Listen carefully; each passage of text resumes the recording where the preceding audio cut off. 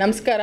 ನಾನು doctor Rajani P ಅಂತ ಹೇಳ್ಬಿಟ್ಟು ನಾನೊಬ್ಬ ಮನೋವೈದ್ಯೆ, ಸೈಕ್ಯಾಟ್ರಿಸ್ಟು. ಇವತ್ತು sakatsuddhi.com ಅಲ್ಲಿ ನಾವು ಕಾಮನ್ ಮೆಂಟಲ್ ಡಿಸಾರ್ಡರ್ಸ್ ಅಥವಾ ಸಾಮಾನ್ಯ ಮಾನಸಿಕ ಕಾಯಿಲೆಗಳ ಬಗ್ಗೆ ಮಾತಾಡ್ತಾ ಇದ್ದೀವಿ. ಆರೋಗ್ಯ ಅಂದರೆ ಸಾಮಾನ್ಯವಾಗಿ ಎಲ್ರಿಗೂ ಗೊತ್ತಿರಬೇಕು. ದೈಹಿಕ ಆರೋಗ್ಯ ಒಂದಿರುತ್ತೆ, ಮಾನಸಿಕ ಆರೋಗ್ಯ ಮತ್ತೆ ಸಾಮಾಜಿಕ ಸ್ವಾಸ್ಥ್ಯ. ಸೊ ಎಲ್ರಿಗೂ ಗೊತ್ತಿರುತ್ತೆ ದೈಹಿಕ ಆರೋಗ್ಯ ಅಂದ್ರೆ ಏನು ಅಂತ ಹೇಳ್ಬಿಟ್ಟು. ಕಣ್ಣು ಕಿವಿ ಎಲ್ಲ ಚೆನ್ನಾಗಿರ್ಬೇಕು, ಜ್ವರ ಇರಬಾರ್ದು, ಕೈಕಾಲು ನೋವು ಇರಬಾರ್ದು, ಇವೆಲ್ಲ. ಸೊ ಬಟ್ ಅಂದ್ರೆ ಮಾನಸಿಕ ಸ್ವಾಸ್ಥ್ಯ ಎಲ್ರಿಗೂ ಏನ್ ಗೊತ್ತು ಅಂದ್ರೆ ಹುಚ್ಚಿಡಿರುತ್ತೆ ಮೇಡಮ್, ಬಟ್ಟೆ ಹರ್ಕೊಂಡು ಓಡಾಡ್ತಿರ್ತಾರೆ, ಒಬ್ಬೊಬ್ಬರೇ ಮಾತಾಡ್ತಿರ್ತಾರೆ. ಈ ಸಿವಿಯರ್ ಮೆಂಟಲ್ ಡಿಸಾರ್ಡರ್ ಅಂತ ಏನು ಹೇಳ್ತೀವಿ ಅದು ಮಾತ್ರ ಗೊತ್ತಿರುತ್ತೆ. ಸೊ ಸಾಮಾನ್ಯ ಮಾನಸಿಕ ಕಾಯಿಲೆಗಳ ಬಗ್ಗೆ ಅರಿವು ಬಹಳಷ್ಟು ಕಡಿಮೆ ಇರುತ್ತೆ.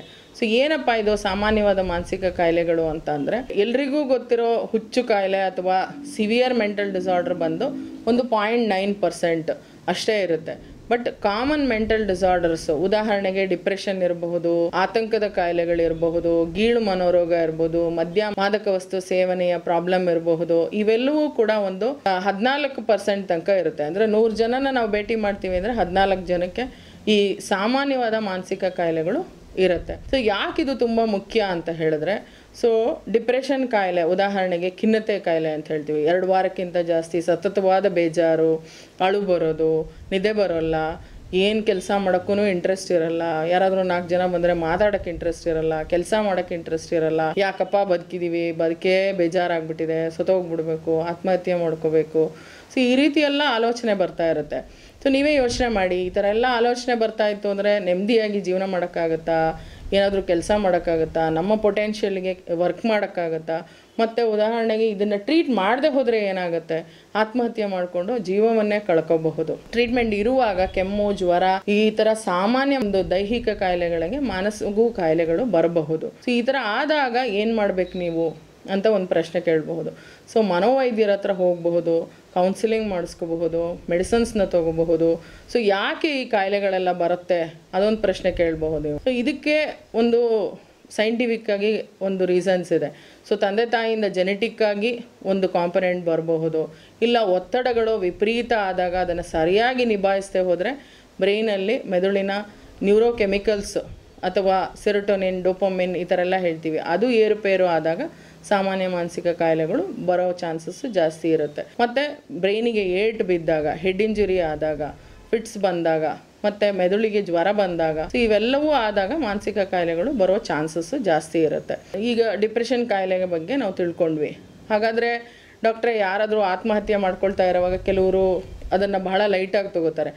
ಬೊಗಳ ನಾಯಿ ಕಚ್ಚಲ್ಲ ಬಿಡಿ ಮೇಡಮ್ ಅಂತ ಹೇಳ್ಬಿಟ್ಟು, ಯಾರು ಹೇಳಿ ಸತ್ತೋಗ್ಬಿಡಲ್ಲ ಅಂತ. ಸೊ ಖಂಡಿತವಾಗ್ಲೂ ನಾನೇನು ಹೇಳ್ತೀನಿ, ಯಾರೇ ಆಗಲಿ ನಿಮ್ಮ ಹತ್ರ ಬಂದು ನನಗಿರೋಕ್ಕೆ ಇಷ್ಟ ಇಲ್ಲ, ಬದುಕೋಕ್ಕೆ ಇಷ್ಟ ಇಲ್ಲ, ಆತ್ಮಹತ್ಯೆ ಆಲೋಚನೆ ಮಾಡ್ತಾ ಇದ್ದೀನಿ, ಸತ್ತೋಗ್ಬಿಡ್ಬೇಕು ಅಂತಿದ್ದೀನಿ ಅಂದಾಗ ಅದನ್ನು ನೀವು ಸೀರಿಯಸ್ ಆಗೇ ತೊಗೋಬೇಕಾಗುತ್ತೆ. ಯಾಕಂದರೆ ಒಂದು ತಮಾಷೆಗೆ ಹೋಗಿ ಆತ್ಮಹತ್ಯೆ ಪ್ರಯತ್ನ ಮಾಡಿದ್ರೂ ಜೀವಕ್ಕೆ ಅಪಾಯ ಆಗುತ್ತೆ. ಆ ಥರ ಆದಾಗ ನಾವೇನು ಮಾಡಬೇಕು, ಕಾನ್ಫಿಡೆನ್ಷಿಯಲ್ ಆಗಿ ಇಟ್ಕೋಬಾರ್ದಾ? ಬೇರೆ ಏನೇ ವಿಚಾರ ಹೇಳಿದ್ರೂ ನಾವು ಅದನ್ನು ಗುಪ್ತವಾಗಿ ಇಟ್ಕೋಬಹುದು, ಬೇರೆಯವ್ರಿಗೆ ಹೇಳದೇ ಇರ್ಬೋದು. ಆದರೆ ಆತ್ಮಹತ್ಯೆ ಆಲೋಚನೆ ಬಂತು ಅಂದಾಗ ಅವ್ರ ಮನೆಯವ್ರನ್ನ, ಆಪ್ತರನ್ನ ಕರೆದು ಸೊ ಅವ್ರಿಗೆ ಹೇಳಿ 24 ಗಂಟೆ ಇವ್ರ ಜೊತೆ ಇರಿ, ಇವ್ರನ್ನ ಮನೋವೈದ್ಯರ ಹತ್ರ ಕರ್ಕೊಂಡು ಹೋಗಿ ಆಪ್ತ ಸಮಾಲೋಚನೆ ಮಾಡಿ ಮೆಡಿಸಿನ್ಸ್ ಕೊಡಿಸಿ. ಸೊ ಇದನ್ನಂತೂ ಹೇಳಲೇಬೇಕಾಗುತ್ತೆ. ಮತ್ತು ಇನ್ನೊಂದು ಕಾಯಿಲೆ ಬಗ್ಗೆ ನಿಮಗೆ ತಿಳಿಸ್ಕೊಡ್ಬೇಕು ಅಂದರೆ ಗೀಳು ಮನೋರೋಗ ಅಂತ ಹೇಳ್ತೀವಿ, ಅಬ್ಸೆಸಿವ್ ಕಂಪಲ್ಸಿವ್ ಡಿಸಾರ್ಡರ್ ಅಂತ ಹೇಳ್ಬಿಟ್ಟು. ಇದೇನು ಅಂದರೆ ಕೆಲವ್ರನ್ನ ನೀವು ನೋಡಿರ್ಬೋದು, ಕೈ ತೊಳೆದ್ರೆ ತೊಳಿತಾನೇ ಇರ್ತಾರೆ, ಆಮೇಲೆ ಲಾಕ್ ಚೆಕ್ ಮಾಡ್ತಿರ್ತಾರೆ. ಒಂದ್ಸರಿ ಚೆಕ್ ಮಾಡಿ ಅಂದರೆ ಅವ್ರಿಗೆ ಸಮಾಧಾನ ಇರಲ್ಲ, ಮತ್ತೆ ಒಂದು ಯೋಚನೆ ಬರ್ತು, ನಾನು ಸರಿಯಾಗಿ ಚೆಕ್ ಮಾಡಿಲ್ವೇನೋ. ಸೊ ಗೊತ್ತಿರುತ್ತೆ ಲಾಕ್ ಮಾಡಿದ್ದೀನಿ, ಡೋರ್ ಲಾಕ್ ಮಾಡಿದ್ದೀನಿ ಅಂತ ಹೇಳ್ಬಿಟ್ಟು ಮತ್ತೆ ಹೋಗ್ತಾರೆ ಚೆಕ್ ಮಾಡ್ತಾರೆ. ಸೊ ಇನ್ನು ಕೆಲವ್ರು ಏನು ಮಾಡ್ತಾರೆ, ಅರ್ಧ ದೂರ ಹೋಗಿರ್ತಾರೆ ಆಫೀಸಿಗೆ, ಮತ್ತೆ ಅರ್ಧ ದಾರಿಯಿಂದ ವಾಪಸ್ ಬಂದ್ಬಿಡ್ತಾರೆ, ನಾನೇನೋ ಮನೆ ಲಾಕ್ ಮಾಡಿದ್ದೀನೋ ಇಲ್ವೋ ಅಂತ. ಸೊ ಪ್ರತಿ ದಿವಸ ಆಫೀಸಿಗೆ ಇವ್ರು ಲೇಟಾಗೇ ಹೋಗೋದು ಈ ಗೀಳು ಮನೋರೋಗದಿಂದ. ಆಮೇಲೆ ಹಣ ಒಂದ್ಸರಿ ಎಣಿಸ್ತಾರೆ, ಸಮಾಧಾನ ಆಗಲ್ಲ. ಸೊ ಇನ್ನೊಂದು ಸರಿ ಎಣಿಸ್ತಾರೆ. 1,000 ರೂಪಾಯಿ ಅವ್ರ ಹತ್ರ ತೊಗೊಳ್ಳೋ ಹೊತ್ತಿಗೆ ನಮಗೆ ಸಾಕಾಗ್ಬಿಟ್ಟಿರುತ್ತೆ. ಯಾಕಂದರೆ ಅವ್ರಿಗೆ ಪಾಪ ರಿಪೀಟೆಡ್ ಆಗಿ ಆಲೋಚನೆ ಬರ್ತಾ ಇರುತ್ತೆ. ಇನ್ನು ಕೆಲವ್ರಿಗೆ ದೇವ್ರ ಹತ್ರ ಹೋದಾಗ ಏನಾದರೂ ಕೆಟ್ಟ ಆಲೋಚನೆಗಳು ಬರೋದು, ಲೈಂಗಿಕ ಒಂದು ಇಮೇಜಸ್ ಬರೋದು, ಈ ರೀತಿಯಾಗಿ ಈ ಗೀಳು ಮನೋರೋಗದಲ್ಲಿ ಬರ್ತಾ ಇರುತ್ತೆ. ಸೊ ಇದಕ್ಕೂ ಕೂಡ ನೀವು ಆಪ್ತ ಸಮಾಲೋಚನೆ ಮತ್ತು ಮೆಡಿಸನ್ಸಿಂದ ಇದನ್ನು ಕ್ಯೂರ್ ಮಾಡಬಹುದು. ಸೊ ಇನ್ನೊಂದು ಆತಂಕದ ಕಾಯಿಲೆ. ಆತಂಕದ ಕಾಯಿಲೆನಲ್ಲಿ ಏನಾಗುತ್ತೆ, ಹಲವಾರು ಜನಕ್ಕೆ ಭಯದ ಕಾಯಿಲೆ ಇರುತ್ತೆ. ಒಂದು ಕ್ಲೋಸ್ಡ್ ಸ್ಪೇಸಸ್ಸಲ್ಲಿ, ಮಾರ್ಕೆಟ್ ಪ್ಲೇಸಸ್ಸಲ್ಲಿ ಹೋಗೋಕ್ಕೆ ಭಯ, ಮತ್ತು ಏನೋ ಸಣ್ಣ ಪುಟ್ಟ ವಿಚಾರಗಳಿಗೂ ಹೆದರಿಕೆ ಆಗೋದು, ಎಕ್ಸಾಮ್ ಭಯ, ಬಾಸ್ನ ಫೇಸ್ ಮಾಡೋಕ್ಕೆ ಭಯ. ಸೊ ಪ್ರತಿಯೊಂದಕ್ಕೂ ಆತಂಕವಾಗಿರುತ್ತೆ ಇವರು. ಸೊ ಇದೂ ಒಂದು ಸಾಮಾನ್ಯವಾದ ಮಾನಸಿಕ ಕಾಯಿಲೆ. ಸೊ ಎಷ್ಟೋ ಜನಕ್ಕೆ ಗೊತ್ತಿರಲ್ಲ, ಇವೆಲ್ಲ ಮಾಮೂಲಿ, ಇದಕ್ಕೆ ಯಾಕೆ ಟ್ರೀಟ್ಮೆಂಟು, ಸೊ ನೀನೇ ಧೈರ್ಯ ತಗೋ, ನೀನೇ ಸರಿ ಮಾಡ್ಕೋ. ಸೊ ಒಬ್ರು ಹೇಳ್ತಾ ಇದ್ರು ನನ್ನ ಹತ್ರ ಬಂದಿರೋ ಒಂದು ಪೇಷಂಟು, ಮೇಡಮ್ ನನಗೆ ಮೊನ್ನೆ ಯಾವಾಗಲೂ ಒಂಚೂರು ಒಂದು ಸಣ್ಣ ಫ್ರ್ಯಾಕ್ಚರ್ ಆಗಿತ್ತು, ಗಾಡಿಯಿಂದ ಬಿದ್ದುಬಿಟ್ಟು ನನಗೆ ಯಾರ್ಯಾರು ಗೊತ್ತಿರೋರು ಗೊತ್ತಿಲ್ಲದಿರೋರು ಎಲ್ಲರೂ ಬಂದು ನೋಡ್ಕೊಂಡು ಹೋಗ್ಬಿಟ್ರು. ಆದರೆ ನಂಗೊಂದು 10 ವರ್ಷದಿಂದ ಸಿಕ್ಕಾಬಟ್ಟೆ ಆತಂಕದ ಕಾಯಿಲೆ ಇದೆ. ನನ್ನ ಹೆಂಡತಿ ಹತ್ರ ಹೇಳ್ತಿದ್ದೆ, ನಮ್ಮ ಅಪ್ಪ ಅಮ್ಮನ ಹತ್ರ ಹೇಳ್ತಿದ್ದೆ, ನನಗೆ ಯಾವಾಗಲೂ ಭಯ ಆಗುತ್ತೆ, ಟೆನ್ಷನ್ ಆಗುತ್ತೆ, ಕೆಲಸ ಮಾಡೋಕ್ಕಾಗಲ್ಲ, ಬಾಸ್ ಹತ್ರ ಹೋಗಿ ಪ್ರೆಸೆಂಟೇಷನ್ ಕೊಡೋಕ್ಕಾಗಲ್ಲ, ಈ ಥರ ಎಲ್ಲ ಹೇಳ್ತಿದ್ದೆ. ನೀವು ಧೈರ್ಯ ತೊಗೋಬೇಕು, ಏನು ಇದಕ್ಕೆಲ್ಲ ಯೋಚನೆ ಮಾಡ್ತಾರಾ, ಈ ಥರ ಡಿಸ್ಮಿಸ್ ಮಾಡಿಬಿಡ್ತಿದ್ರು. ಬಟ್ ಯಾರ ಹತ್ರನೂ ಹೇಳ್ಕೊಳಕ್ಕೂ ಆಗ್ತಿರ್ಲಿಲ್ಲ, ಯಾರಿಗೂ ಅರಿವು ಇಲ್ಲ. ನಾನು 10 ವರ್ಷದಿಂದ ಪಟ್ಟಿರೋ ಚಿತ್ರಹಿಂಸೆ ಹೇಳೋಕ್ಕೆ ಆಗಲ್ಲ. ಈ ಫ್ರ್ಯಾಕ್ಚರ್ ಏನು ನನಗೆ ಅದು ಏನೂ ಅನಿಸ್ತಾನೆ ಇರಲಿಲ್ಲ. ಬಟ್ ಎಲ್ಲರೂ ಬಂದರು, ಎಲ್ಲರೂ ನನಗೆ ಅದಕ್ಕೆ ಅಟೆನ್ಷನ್ ಕೊಟ್ಟರು, ನನಗೆ ಸಮಾಧಾನ ಮಾಡೋಕ್ಕೆ ಶುರು ಮಾಡಿದ್ರು. ಅದು ಬೇಕೇ ಇರಲಿಲ್ಲ. ಬಟ್ ಆದರೆ ಈ ನನ್ನ ಆತಂಕದ ಕಾಯಿಲೆ ಯಾರ ಹತ್ರ ಹೇಳ್ಕೊಂಡ್ರೂ ಗೊತ್ತಾಗ್ತಿರ್ಲಿಲ್ಲ. ಸೊ ಈಗ ನಿಮ್ಮ ಹತ್ರ ಬಂದಮೇಲೆ ನಾನು ಒಂಚೂರು ನೆಮ್ಮದಿಯಾಗಿದ್ದೀನಿ ಮೆಡಿಸನ್ಸ್ ತೊಗೊಂಡು. ಸೊ ಹೀಗಾಗಿ ಜನಗಳಿಗೆ ಇದ್ರ ಬಗ್ಗೆ ಅರಿವೇ ಇಲ್ಲ, ಯಾರೂ ಸ್ಪಂದಿಸೋದು ಇಲ್ಲ ಅಂತ ಹೇಳ್ಬಿಟ್ಟು ಅವ್ರು ಕಷ್ಟ ಹೇಳ್ಕೊತಾ ಇದ್ರು.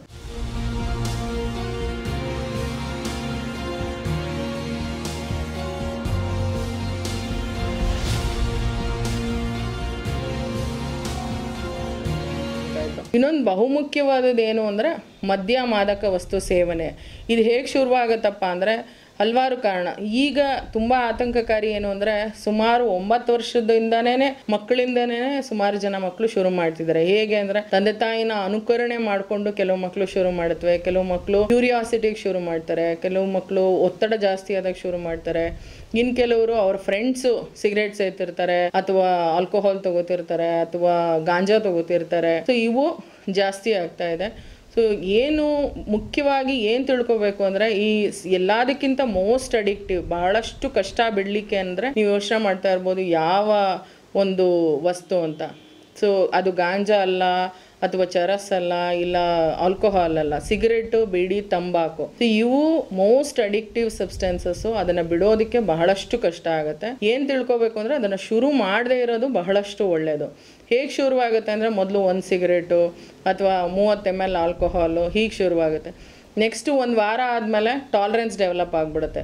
ಏನು ಕಿಕ್ ಸಿಗ್ತಿತ್ತು, ಏನು ಖುಷಿ ಸಿಗ್ತಿತ್ತು ಆ 30 ml ಆಲ್ಕೋಹಾಲಲ್ಲಿ, 1 ಸಿಗರೇಟಲ್ಲಿ, 1 ಗಾಂಜಾದಲ್ಲಿ ಸಿಗೋದಿಲ್ಲ. 1 ವಾರ 2 ವಾರ ಆದಮೇಲೆ ಅದು ಜಾಸ್ತಿ ಆಗ್ತಾ ಹೋಗುತ್ತೆ. 30 ml ಇಂದ 60 ಆಗುತ್ತೆ, 60ರಿಂದ 180 ಆಗುತ್ತೆ. ಆಮೇಲೆ 1 ತಿಂಗಳು 2 ತಿಂಗಳಾಗೋ ಹೊತ್ತಿಗೆ ದೊಡ್ಡ ಬಕೆಟಲ್ಲಿ ಇಟ್ಕೊಂಡು ಕುಡಿಬೇಕು, ಆ ಥರ ಒಂದು ಸಮಸ್ಯೆ ಶುರುವಾಗ್ಬಿಡುತ್ತೆ. ಸೊ ಇನಿಷಿಯಲಿ ಏನಾಗುತ್ತೆ, ನಮಗೆ ಏನೋ ಒಂದು ಆತಂಕ ಮರೆಯೋಕ್ಕೋ, ಒಂದು ಸಂತೋಷಕ್ಕೋ ಈ ಮದ್ಯ ಮಾದಕ ವಸ್ತು ಸೇವನೆ ಶುರುವಾಗುತ್ತೆ. ಅದು ಇನಿಷಿಯಲಿ ನಮ್ಗೆ ಕಂಟ್ರೋಲಲ್ಲಿ ಇರುತ್ತೆ, ಒಂದು ಖುಷಿ ಕೊಡ್ತಾ ಇರುತ್ತೆ. ಕಡೆಗೆ ಏನಾಗ್ಬಿಡುತ್ತೆ ಅಂದರೆ ಅದರಿಂದ ಖುಷಿ ಕೊಡೋದಿರಲಿ, ಅದನ್ನು ಕುಡಿಲಿಲ್ಲ ಅಂದ್ರೆ ತೊಂದರೆ ಜಾಸ್ತಿ ಸ್ಟಾರ್ಟ್ ಆಗಿಬಿಡುತ್ತೆ. ಸೊ ಸಿಗರೇಟ್ ಸೇರಲಿಲ್ಲ ಅಂದ್ರೆ ತೊಂದರೆ ಜಾಸ್ತಿ ಸ್ಟಾರ್ಟ್ ಆಗುತ್ತೆ. ಆಲ್ಕೋಹಾಲ್ ತೊಗೊಳ್ಳಿಲ್ಲ, ಗಾಂಜಾ ತೊಗೊಳ್ಳಿಲ್ಲ, ಚರಸ್ ತೊಗೊಳ್ಳಿಲ್ಲ, ಹೊಸ ಐಟಮ್ಸ್ ಇದೆ ಇನ್ನೂ ಬೇಕಾದಷ್ಟು. ಸೊ ಅವು ತೊಗೊಳ್ಳಿಲ್ಲ ಅಂದರೆ ಸಮಸ್ಯೆ ಸ್ಟಾರ್ಟ್ ಆಗಿಬಿಡುತ್ತೆ. ಅದು ಚಟಕ್ಕೆ ನಾವು ಒಳಗಾಗ್ಬಿಟ್ಟು ದಾಸರಾಗ್ಬಿಡ್ತೀವಿ. ಸೊ ಅದರಿಂದ ಭಾಳಷ್ಟು ಕೇರ್ಫುಲ್ ಆಗಿರಬೇಕು. ಹುಟ್ಟಿಸಿದ್ದೇವ್ರಿಗೇನೆ ಬ್ರೈನ್ ಚೇಂಜ್ ಮಾಡೋಕ್ಕಾಗಲ್ಲ. ಬಟ್ ಈ ಮದ್ಯ ಮಾದಕ ವಸ್ತು ತಂಬಾಕು ಸೇವನೆಯಿಂದ ಮೆದುಳಿನ ಸ್ಟ್ರಕ್ಚರ್ ಕೂಡ ಚೇಂಜ್ ಆಗಿಬಿಡುತ್ತೆ. ಮತ್ತು ಡಿಪ್ರೆಷನ್ ಕಾಯಿಲೆ ಬರಬಹುದು, ಆತಂಕದ ಕಾಯಿಲೆ ಬರಬಹುದು, ಸಿವಿಯರ್ ಪ್ರಾಬ್ಲಮ್ ಸ್ಕಿಜೋಫ್ರೇನಿಯಾ ಅಂತ ಹೇಳ್ತೀವಿ, ಆ ಕಾಯಿಲೆ ಕೂಡ ಬರಬಹುದು. ಮತ್ತು ಏನಂದರೆ ದೇಹದ ಮೇಲೂ ಇದು ಎಲ್ಲ ರೀತಿಯಾಗಿ ತೊಂದರೆ ಕೊಡುತ್ತೆ. ನಿಮ್ಮ ಸ್ಕಿನ್ ಕಲರ್ ಚೇಂಜ್ ಆಗಿಬಿಡುತ್ತೆ, ಮತ್ತು ನಿಮಗೆ ಗ್ಯಾಸ್ಟ್ರೈಟಿಸ್ ತೊಂದರೆ ಶುರುವಾಗುತ್ತೆ, ಕ್ಯಾನ್ಸರ್ ಕಾಯಿಲೆ ಬರುತ್ತೆ, ಲಿವರ್ ಪ್ರಾಬ್ಲಮ್ ಸ್ಟಾರ್ಟ್ ಆಗುತ್ತೆ. ಸೊ ಯಾವುದು ಮೇಲೆ ತಲೆಯ ಒಂದು ಹೇರಿಂದ ಶುರುವಾಗಿ ಕಾಲಿನ ಒಂದು ನೇಲ್ ತನಕ, ಉಗುರು ತನಕ ತೊಂದರೆಗಳು ಶುರುವಾಗುತ್ತೆ ಈ ಮದ್ಯ ಮಾದಕ ವಸ್ತು ಸೇವನೆಯಿಂದ. ಸೊ ಖಂಡಿತವಾಗ್ಲೂ ಯಾರ್ಯಾರು ಶುರು ಮಾಡಿಲ್ಲ ಅದನ್ನ ಶುರುನೇ ಮಾಡಬಾರ್ದು. ಶುರು ಮಾಡಿಬಿಟ್ಟಿದ್ದೀನಿ, ನಂಗೆ ತೊಂದರೆ ಆಗಿಬಿಟ್ಟಿದೆ ಅಂದರೆ ಅದಕ್ಕೆ ಕೂಡ ಮೆಡಿಸನ್ಸ್ ಇದೆ. ಇನ್ನು ಕೆಲವ್ರು ಏನು ಹೇಳ್ತಾರೆ, ಏನು ನಮಗೆ ಒಂಥರ ಬೇಜಾರಾಗುತ್ತೆ ಅಥವಾ ನಗು ಬರುತ್ತೆ ಅಂತ ಹೇಳ್ಬೋದು. ಹಲವಾರು 10-15 ವರ್ಷದಿಂದ ಆಲ್ಕೋಹಾಲ್ ತಗೋತಾ ಇರ್ತಾರೆ, ಸಿಗರೆಟ್ ಪ್ಯಾಕೆಟ್ ಗಟ್ಟಲೆ ತಗೋತಾ ಇರ್ತಾರೆ, ಮತ್ತು ಗಾಂಜಾ ಸೇರ್ತಾ ಇರ್ತಾರೆ. ಒಬ್ರು ಬಂದ್ಬಿಟ್ಟು ನಾನು ಒಂದು ಚಿಕ್ಕ ಮಾತ್ರೆ ಬರ್ಕೊಟ್ಟೆ ಅವರಿಗೆ, ಸೊ ಈ ಮಾತ್ರೆ ತಗೊಳ್ಳಿ, ಯಾತಕ್ಕೆ ನೀವು ಕುಡಿತಾ ಇದ್ದೀರಾ, ಏನಾಗ್ತಿದೆ, ಅದರಿಂದ ನಿಮಗೇನು ಬೆನಿಫಿಟ್ ಆಗ್ತಿದೆ. ಮೇಡಮ್ ಇನಿಷಿಯಲಿ ತುಂಬ ಟೆನ್ಷನ್ ಇತ್ತು, ಕುಡಿತಾ ಇದ್ದೆ, ಈಗೇನಾಗ್ತಿದೆ ಅಂದರೆ ಕುಡಿಲಿಲ್ಲ ಅಂದರೆ ನಿದ್ದೆ ಬರುತ್ತೆ, ಕೈಕಾಲು ನಡ್ಕ ಬರುತ್ತೆ, ನನಗೆ ಇರಿಟೇಷನ್ ಜಾಸ್ತಿ ಆಗುತ್ತೆ, ಕೋಪ ಜಾಸ್ತಿ ಬರುತ್ತೆ, ಅದಕ್ಕೆ ನಾನು ಕುಡಿತಾ ಇದ್ದೀನಿ. ಅದರ್ವೈಸ್ ಇವಾಗ ಕುಡಿಯೋಕ್ಕೆ ಬಿಡಬೇಕು ಅಂದ್ರೂ ಆಗ್ತಾಯಿಲ್ಲ. ಆಯಿತು, ನಿಮ್ಮ ಬೇಜಾರು, ನಿಮ್ಮ ಕೈ ನಡ್ಕ, ನಿಮ್ಮ ನಿದ್ದೆ ಬರಲ್ಲ, ಇದಕ್ಕೆಲ್ಲದಕ್ಕೂ ನಾನು ಮೆಡಿಸನ್ ಬರ್ಕೊಡ್ತೀನಿ, ತೊಗೊಳ್ಳಿ, ಮಾತ್ರೆಯಿಂದ ನಿಮಗೇನು ತೊಂದರೆ ಆಗಲ್ಲ.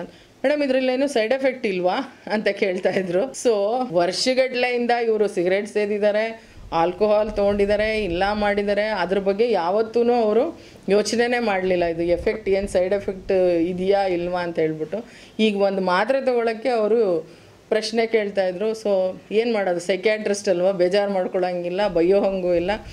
ಸೊ ನಿಧಾನಕ್ಕೆ ಎಕ್ಸ್ಪ್ಲೈನ್ ಮಾಡಿದ್ದಾಯಿತು. ಸ್ವಾಮಿ, ನೀವೇನು 15 ವರ್ಷದಿಂದ ಈ ಸಿಗರೇಟ್ ತೊಗೊಂಡಿದ್ದೀರಾ, ಆಲ್ಕೋಹಾಲ್ ತೊಗೊಂಡಿದ್ದೀರಾ, ಅದರದ್ದು ಎಫೆಕ್ಟ್ ಬಗ್ಗೆ ಸ್ವಲ್ಪ ಯೋಚನೆ ಮಾಡಿ, ಈ ಮಾತ್ರೆಯಿಂದ ನಿಮಗೇನು ತೊಂದರೆ ಆಗಲ್ಲ, ದಯವಿಟ್ಟು ತೊಗೊಳ್ಳಿ ಅಂತ ಹೇಳಿ ಅವ್ರು ಆಮೇಲೆ ಕುಡಿಯೋದು ಸಿಗರೇಟು ಎಲ್ಲ ಬಿಟ್ಟಿದ್ದಾರೆ. ಅಫ್ಕೋರ್ಸ್ ಏನಂದರೆ ಇಟ್ಸ್ ಅ ಪ್ರೋಸೆಸ್. ಹಾಗಾದರೆ ಮೇಡಮ್ ಒಂದೇ ಸರಿಗೆ ಸಿಗರೇಟು ಆಲ್ಕೋಹಾಲು ಎಲ್ಲ ಬಿಟ್ಬಿಡೋಕ್ಕಾಗತ್ತಾ? ಆಮೇಲೆ ಮತ್ತಿನ್ಯಾವತ್ತೂ ಅವರು ಕುಡಿಯೋದೇ ಇಲ್ವಾ, ಸಿಗರೇಟ್ ಸೇದೋದೇ ಇಲ್ವಾ? ಸೊ ಸುಮಾರಷ್ಟು ಕ್ರೇವಿಂಗ್ ಇರುತ್ತೆ. It's a process. ಕಂಟಿನ್ಯೂಯಸ್ ಆಗಿ ಬರ್ತಾ ಇರಬೇಕು, ಆಪ್ತ ಸಮಾಲೋಚನೆ ಮಾಡ್ತಾ ಇರಬೇಕು. ಆ ಕುಡಿಯೋ ಸ್ನೇಹಿತರನ್ನು, ಬಿಡಿ ಸಿಗರೇಟ್ ಸೇದೋ ಸ್ನೇಹಿತರನ್ನು ಚೇಂಜ್ ಮಾಡಬೇಕು. ಅಥವಾ ಅದೇ ಸ್ನೇಹಿತರು ನಾವು ಬಿಟ್ಟಿರೋಕ್ಕಾಗಲ್ಲ ಅಂದರೆ ಅಸರ್ಟಿವ್ ಆಗಿರೋದನ್ನ ಕಲಿಬೇಕು, ನೋ ಅಂತ ಹೇಳೋದನ್ನು ಕಲಿಬೇಕಾಗುತ್ತೆ. ಸೊ ಇವೆಲ್ಲವೂ ತುಂಬ ಇಂಪಾರ್ಟೆಂಟು. ಮತ್ತು ಹದಿಹರೆಯದ ಮಕ್ಳಿಗೂ ಅಷ್ಟೇ, ಈ ಶುರು ಮಾಡಿದಾಗ ಬೇರೆ ಬೇರೆ ತೊಂದರೆಗಳಾಗೋ ಚಾನ್ಸಸ್ ಇರುತ್ತೆ. ಸೊ ಒಂದು ಮಗು ಬಂದಿತ್ತು under the influence of alcohol. So ಏನು ಮಾಡಿದ್ದಾರೆ ನನ್ನ ಫ್ರೆಂಡ್ಸು ಅಂತ ನನಗೆ ಆತಂಕ ಆಗ್ತಿದೆ ಅಂತ ಹೇಳ್ಬಿಟ್ಟು. ಸೊ ಹಲವಾರು ಮಕ್ಕಳು ಇವಾಗ ಪಾರ್ಟಿ ಅಂತ ಹೋಗ್ತಾರೆ, ಬರ್ಡೇ ಅಂತ ಹೋಗ್ತಾರೆ. ಸೊ ನೀವು ಮದ್ಯ ಮಾದಕ ವಸ್ತು ಸೇವನೆ ಮಾಡಿದರೆ ಏನು ಡೇಂಜರ್ ಅಂದರೆ, ಆ ಸಮಯದಲ್ಲಿ ನಿಮಗೆ ಏನು ತೊಂದರೆ ಆಗಿದೆ ಅದು ಕೂಡ ನೆನಪಿರಲ್ಲ. ಸೊ ಇದು ತುಂಬ ಡೇಂಜರಸ್ಸು ಹೆಣ್ಮಕ್ಳಿಗೆ ಮತ್ತು ಗಂಡು ಮಕ್ಕಳಿಗೂ ಕೂಡ.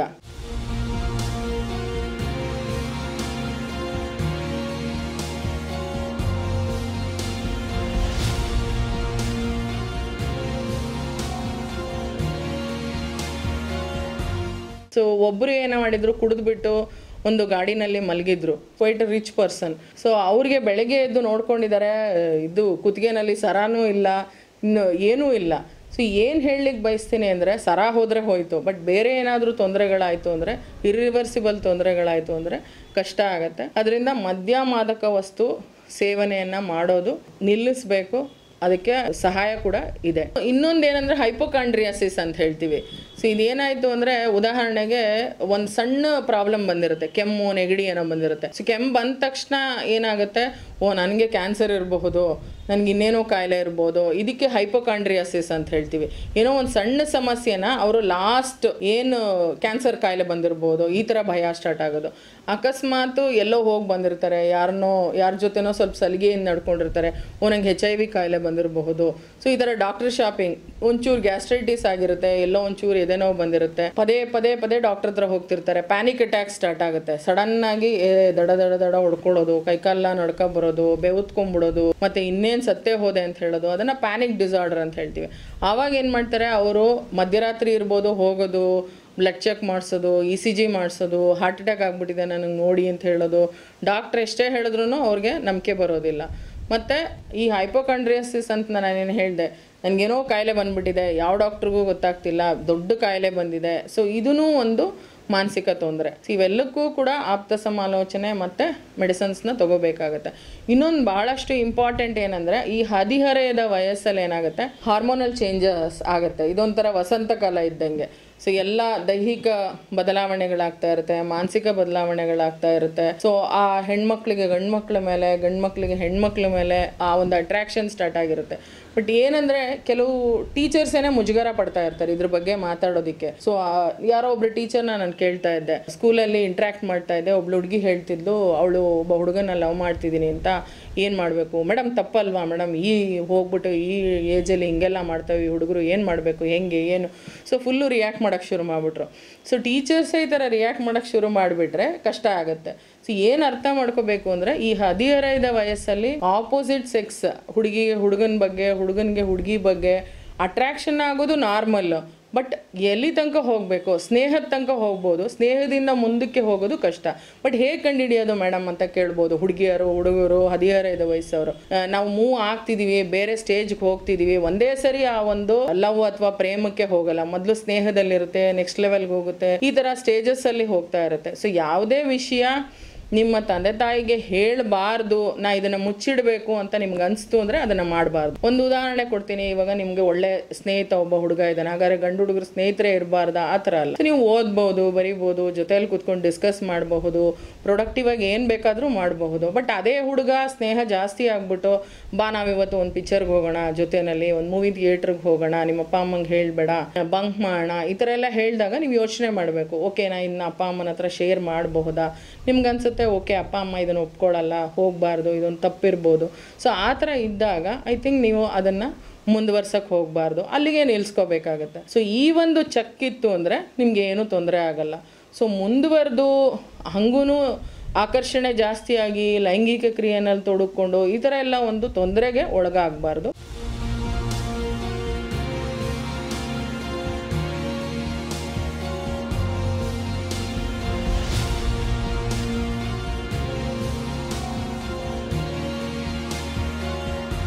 ಸೊ ಸ್ನೇಹ ಇರೋದು ತಪ್ಪಿಲ್ಲ, ಪ್ರೇಮಕ್ಕೆ ಹೋಗಿ ತೊಂದರೆಗೆ ಒಳಗಾಗಿ ಓಕೆ ಫೈನ್. ಸೊ ನನಗೆ ಒಬ್ಬ ಹುಡುಗ ಬಂದಿದ್ದ 9ನೇ ಕ್ಲಾಸಲ್ಲಿ, ಅವ್ರ ಅಪ್ಪ ಅಮ್ಮ ಕರ್ಕೊಂಬಂದಿದ್ರು. ಮೇಡಮ್ ಇವನು ಎಸ್ಸೇ ಬರಿ ಅಂದರೆ ಈ ಒಂದು ಹುಡುಗಿ ಹೆಸರು ಬರೆದಿಟ್ಬಿಟ್ಟು, ನಾನು ಇವಳನ್ನ ತುಂಬ ಪ್ರೀತಿ ಮಾಡ್ತಿದ್ದೀನಿ, ಅವಳ ಕಣ್ಣು ಹಿಂಗಿದೆ, ಅವಳ ಬಾಯಿ ಹಿಂಗಿದೆ, ಅವಳ ತಲೆ ಹಿಂಗಿದೆ, ಅವಳ ಕಾಲು ಹಿಂಗಿದೆ, ಈ ಥರ ಹೇಳ್ಬಿಟ್ಟು 2 ಪೇಜ್ ಬರ್ಕೊಟ್ಬಿಟ್ಟಿದ್ದಾನೆ ಮೇಡಮ್ ಅಂತ ಫುಲ್ಲು ಟೆನ್ಷನಲ್ಲಿ ಬಂದಿದ್ರು. ಸೊ ನಾನು ಆಮೇಲೆ ಸರಿ ಟೆನ್ಷನ್ ಆಗಬೇಡಿ, ನಿಮ್ಮ ಹುಡುಗನ ಹತ್ರ ನಾನು ಮಾತಾಡ್ತೀನಿ ಅಂತ ಹೇಳ್ಬಿಟ್ಟು I was talking to that guy. ನಾನು ಆ ಹುಡುಗನ್ನ ಕೇಳಿದೆ. ಇವಾಗ ಯೂಶಲಿ ಏನು ಮಾಡ್ತಾರೆ ತಂದೆ ತಾಯಿ, ಒಂದು ಪ್ರಿಸ್ಕ್ರಿಪ್ಷನ್ ಕೊಡೋಕೆ ಶುರು ಮಾಡ್ಬಿಡ್ತಾರೆ. ಹಂಗೆ ಮಾಡ್ತೀಯಾ, ನಿನ್ಗೇನು ತಲೆ ಕೆಟ್ಟಿದ್ಯಾ, ನಿನ್ಗೇನಾಗಿದೆ, ನಮ್ಮ ಮರ್ಯಾದೆ ಹಾಳು ಮಾಡ್ತಿದ್ಯಾ, ಹೀಗೆ ಹಾಗೆ ಸಾಕಷ್ಟು ಮಾತಾಡೋಕ್ಕೆ ಶುರು ಮಾಡ್ಬಿಡ್ತಾರೆ. ಸೊ ಅವಾಗ ಮಕ್ಳಿಗೆ ಏನಾಗುತ್ತೆ, ಇವ್ರು ಯಾಕೆ ಹಿಂಗೆ ಆಡ್ತಾರೆ, ನಂಗೆ ಇಷ್ಟ, ಹೌದು ಹುಡುಗಿ ಇಷ್ಟ, ನಾನು ಅದು ಏನು ಬೇಕೋ ಮಾಡ್ಕೋತೀನಿ, ಲವ್ ಮಾಡ್ತೀನಿ, ಕಂಟಿನ್ಯೂ ಮಾಡ್ತೀನಿ, ಈ ಥರ ಇರುತ್ತೆ. ಏನಾಗುತ್ತೆ ಅಂದರೆ ಈ 15ನೇ ವಯಸ್ಸಲ್ಲಿ ಪ್ರೀಫ್ರಾಂಟಲ್ ಕಾರ್ಟೆಕ್ಸ್ ಅಂತ ಹೇಳ್ತೀವಿ, ಆ ಮೆದುಳಿನ ಬೆಳವಣಿಗೆ ಸಂಪೂರ್ಣವಾಗಿ ಆಗಿರಲ್ಲ. ಆ ಮಕ್ಕಳಿಗೆ ನಾವು ಮಾಡೋದೇ ಸರಿ, ಇವ್ರು ಹೇಳೋದು ಸರಿ ಇಲ್ಲ, ಇವ್ರಿಗೇನು ಗೊತ್ತಿದೆ, ಜನ್ರೇಷನ್ ಗ್ಯಾಪ್, ಈ ಥರ ಎಲ್ಲ ಶುರುವಾಗುತ್ತೆ. ಸೊ ಅದಕ್ಕೆ ನಾನೇನು ಹೇಳಿದೆ ಆ ಹುಡುಗನ ಹತ್ರ, ಓಕೆ ಪುಟ ನೀನು ಏನು ಮಾಡಬೇಕು ಅಂತಿದ್ಯಾ, 9th ಸ್ಟ್ಯಾಂಡರ್ಡ್ ಓದ್ತಿದ್ಯಾ, 8th ಹೆಂಗೆ ಓದ್ತಿದ್ದೆ? ಅವನೇ ಹೇಳ್ದ, ಒಂದು 80-90% ಓದ್ತಿದ್ದೆ ಮೇಡಮ್, ಈಗ ಹೆಂಗೆ ತಗೋತಾ ಇದೆಯಾ, ಕಡಿಮೆ ಆಗ್ಬಿಟ್ಟಿದೆ, ಒಂದು ಸಬ್ಜೆಕ್ಟ್ ಆಲ್ಮೋಸ್ಟ್ ಫೇಲ್ ಆಗಂಗಿದ್ದೀನಿ. ಸೊ ಆಯಿತು, ದೊಡ್ಡವನಾದ್ಮೇಲೆ ಏನೋ ಮಾಡಬೇಕು ಅಂತಿದ್ಯಾ, ನಾನು AS ಮಾಡಬೇಕು ಅಂತಿದ್ದೀನಿ. ಓಕೆ ಫೈನ್, ನಿನ್ನ ಗೋಲ್ ತುಂಬ ಚೆನ್ನಾಗಿದೆ, ಬಟ್ ಅದಕ್ಕೇನಾದ್ರು ನೀವು ವರ್ಕ್ ಮಾಡ್ತಿದ್ಯಾ? ಸೊ ಏನಕ್ಕೆ ಹಿಂಗೆ ಕಡಿಮೆ ಮಾರ್ಕ್ಸ್ ಬರ್ತಾ ಇದೆ?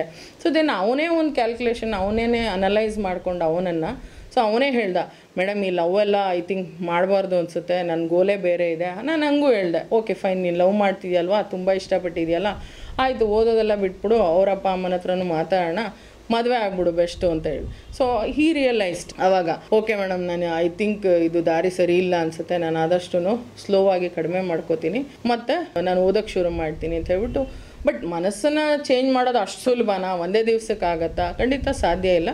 ಸತತವಾಗಿ ಆ ಹುಡುಗನ ಹತ್ರ ಡಿಸ್ಕಸ್ ಮಾಡಿ, ಇವೆಲ್ಲ ಆಪ್ಷನ್ಸ್ ಹೇಳಿ, ಅವನಿಗೆ ಅರ್ಥ ಮಾಡ್ಕೊಳ್ಳೋಂಗೆ ಮಾಡಿ, ಈ ರೀತಿ ಒಂದು ಅವನಿಗೆ ಚರ್ಚೆ ಮಾಡೋಕ್ಕೆ ಅನುವು ಮಾಡಿಕೊಟ್ಟು, ಅವನೇ ಒಂದು ತೀರ್ಮಾನ ಮಾಡೋಕ್ಕೆ ಅನುವು ಮಾಡಿಕೊಟ್ರೆ ಮಾತ್ರ ಅವನ ಮನಸ್ಥಿತಿನೇ ಚೇಂಜ್ ಮಾಡೋಕ್ಕೆ ಸಾಧ್ಯ. ಅಥವಾ ಹುಡುಗಿ ಇರ್ಬೋದು, ಹುಡುಗ ಇರ್ಬೋದು. ನಾನೇನು ಹೇಳ್ತೀನಿ ಫೈನಲ್ ಆಗಿ ಅಂದರೆ, ಸೊ ತಂದೆ ತಾಯಿ ಏನೇ ಕಷ್ಟ ಇದ್ರೇನು ಮಕ್ಕಳಲ್ಲಿ ಬಂದು ಹೇಳ್ಕೊಳ್ಳಿಕ್ಕೆ ಅನುವು ಮಾಡಿಕೊಡ್ಬೇಕು.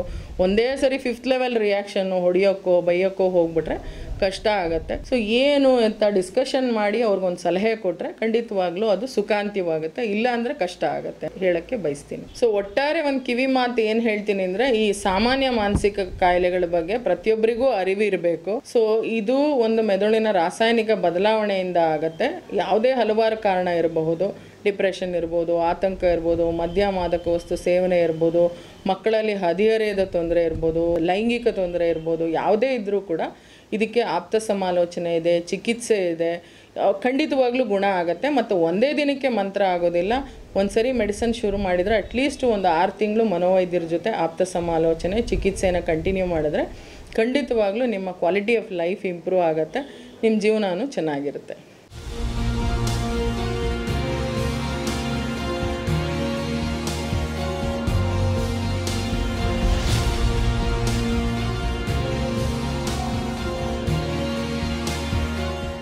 For more programs, kindly subscribe Sakkas Sudhi on YouTube channel and follow us Facebook, Twitter and Instagram.